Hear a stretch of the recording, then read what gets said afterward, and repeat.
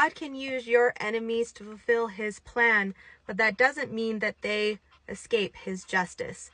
Welcome to day 42 of the Seek Him First Book of Mormon Challenge. We're in 2 Nephi 20 today, and in these verses, it's describing Assyria being a type of destruction related to the second coming. So a type meaning a symbol. So God describes Assyria as being his rod to punish the Israelites.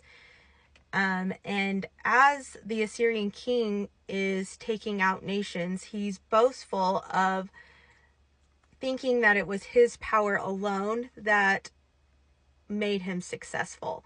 And God is saying in these verses that the Assyrian king was simply the tool, and he's the master, and he's the one in charge. So in verse 15 it says, "Shall the axe boast of itself against the one who heweth it?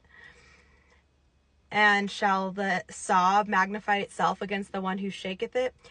As if the rod should shake itself against them that lift it up." So God is pointing out, you're the tool, I'm the master. It reminds me too of Moses, where he had his staff, but that staff was just a piece of wood without God's power.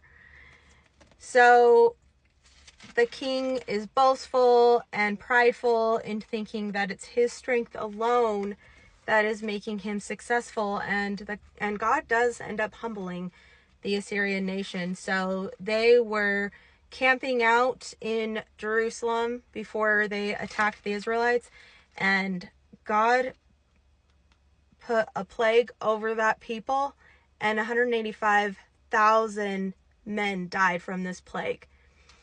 So even though it might seem like the wicked aren't being punished, and it might seem like that God is letting the wicked prevail, God is very much aware of what is unfair, and he wants us to trust that he will end up having true justice in the end, and we should not seek out revenge for ourselves. God says, "Vengeance is mine and I will repay."